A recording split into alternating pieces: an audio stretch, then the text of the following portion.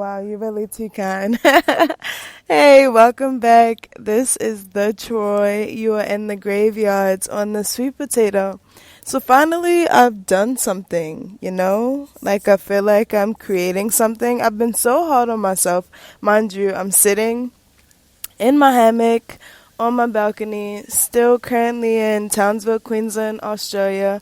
You might hear some birds, some trees whistling, and there's a childcare center right behind my townhouse, so you may hear some children occasionally screaming. We don't mind. But I feel like I finally am doing something. I write very often. I dance. I love to do so many things. But don't laugh. But I haven't felt like I did anything solid, anything tangible where I could have it in my hands and be like this, like I'm doing this. And I have so many dreams and aspirations and goals, but I'm also so chill and like well-mannered and smooth-tempered. But here we are, me listening to my own voice, which I never thought I would be doing because I'm so weird about it, especially being someone who's really into the arts of people. You learn that when people go different places and have different experiences, that it engages with who they are as a person. And me specifically, one thing that I've noticed is like, especially getting older, just the way you talk. And sometimes people say, yeah, like I don't like the sound of my own voice. And I would hate to say that because you never want to talk negatively about yourself, or even when you're joking with yourself, because your body, like it doesn't, your body doesn't know jokes. It's just frequencies and energy. So you never want to talk negatively, but I'm definitely very estranged to my own voice now and like the way that it sounds. I remember being younger and maybe my grandmother having someone come over to work on I know it was like reading and math and stuff, but even speech, I think there was much of a lisp or a hard saying a bunch of S's at the same time. I probably still have the same problem, whatever, here we are. But it just feels so good to be talking and to be sharing and to have you here, and thanks for being here and listening.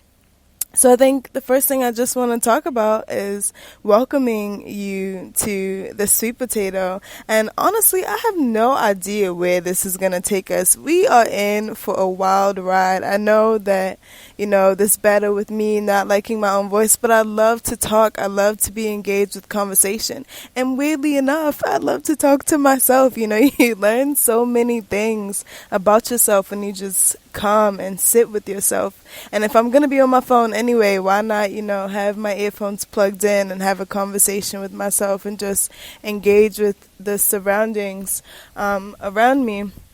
So my birthday just passed. My birthday just passed, thank you. March 21st, I was born in 1998, so I am 22. And it's been a huge time of reflecting. It's crazy because you think of older people who are like, it's so crazy to watch you grow up and be grown now. And now it's like, wait, it's crazy to be growing up and be grown now and doing the things that I'm doing. And in a way, I feel like still so young, but so old, so accomplished, but so unaccomplished. I'm just recently, or am currently trying to finish up the bachelor's degree at St. Mary's. It's an English major with a double minor in dance and educational studies. And I really don't know at this point where it's gonna go, because I came into St. Mary's like really headstrong. I'm taking all these classes. I know my major, I know my minor, and I was really in love with writing, but then I was really in love with reading, but then I learned that I had a complicated relationship with reading because writing is, for me, a sense of expression. It's a way for you to communicate with the world, whereas when someone takes the opportunity or the decision to pick up something and read it, it's them deciding what they're going to feed into them, and them deciding whether or not they're going to take whatever they're reading as a whole, as a truth. And to me, that's a big responsibility. That's a big job. It's something that definitely has an influence on you on your day-to-day basis. It's like the music you listen to, the things you eat. It's something else that you're consuming. So I realized that my passion for writing grew, my passion for dance definitely grew, and I always loved teaching, especially working at the Downtown Sailing Center and frequently teaching kids and adults with disabilities, or just people who had never had the opportunity to get on a boat. I loved teaching, but I did not like teaching in the classroom. Me and four walls just don't do it. I love to be in the midst of nature and in the midst of people. But as you can see, times are changing, things are evolving, people are starting to adore the outdoor classroom. So maybe there's still wiggle room for me there.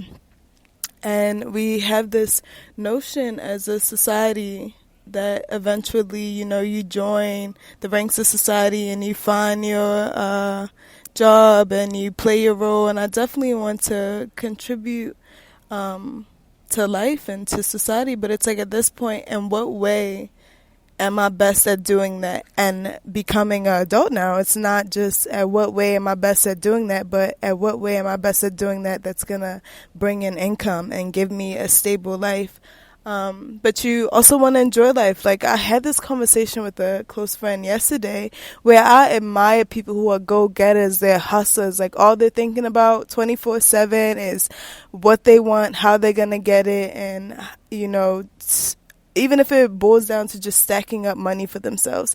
And me, someone would probably say it's sad to say, but it's not. I don't see life in that way. Like, I'm not someone who wants to work to the depths just to have. I feel like there's joy in like working enough to be happy for an amount of time, or to be content for an amount of time, and then having to either, slowly keep maintaining that work, or have periods of work and then periods of rest.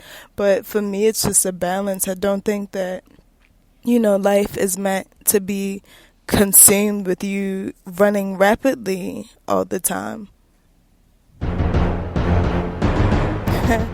So maybe I'm just being overly dramatic about my life and how I want to live it and the things that I see for myself. But right now, I can't even say right now, because I've always found myself in a funky, strange place in life, not knowing what, like, I'm there, I've gotten there, and like, pat on my own back for getting myself there, but like, what do I do now, and what do I want to do, what is there for me?